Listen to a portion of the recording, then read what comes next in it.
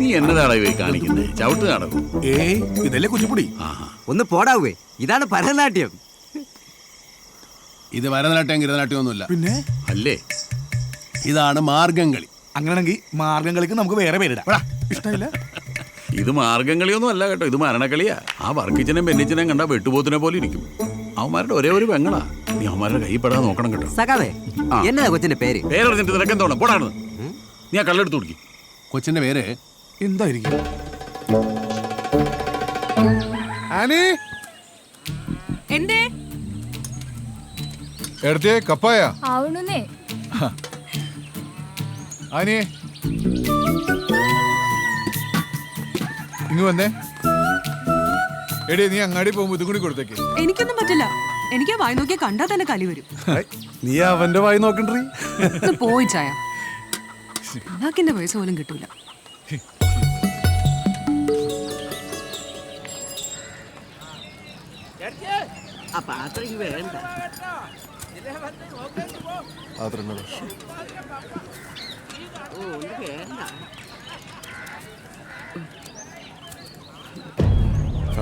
ഇത്രയല്ല കണ്ടോ, 5 ലിറ്ററിന്റെ കാശ 75 രൂപ.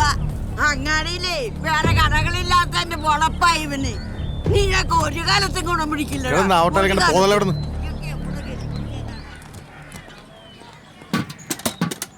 ലിറ്ററിന് 1 രൂപ കുറവാ. നിങ്ങളിങ്ങനെ കാശ് കുറച്ച് ഞങ്ങൾ എന്താ ചെയ്യാ? നീ അതങ്ങോട്ട് കാച്ചി കുടിക്കടി, നിന്റെ ശരീരമൊക്കെ അങ്ങോട്ട് കൊഴുക്കട്ടെ. ദേ, വായിക്കൊള്ളത്തെ വർത്താനം പറയല്ലേ. ഓ, അവളൊരു പുണ്യാളത്തി വന്നേക്കണം. നീ എന്തിയോടി നീ ഇതെടുത്ത് നിന്റെ തലയെ കൂടി ഒഴിക്കും. ഒഴിക്കണോ? ഒന്ന് മാറിയിരിക്കണേ.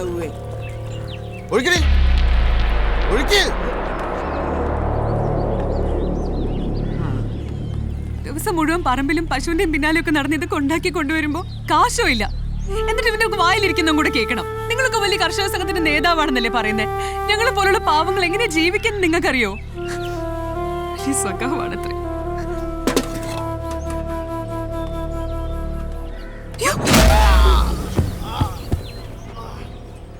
തിരിച്ചളങ്ങിയിട്ടുണ്ട്, നിവൃത്തിയാ മതി. പള്ളിമുറ്റത്തെ മാർഗം കളിക്കുന്ന പെൺകുട്ടികളുടെ കൂട്ടത്തിലാണ് ആനിയെ ഞാൻ ആദ്യമായി കാണുന്നത്.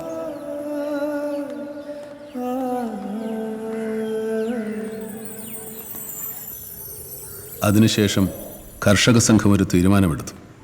വിളകൾ കർഷകരിൽ നിന്ന് നേരിട്ട് സംഭരിച്ച് അതിൻ്റെ വില നൽകുക.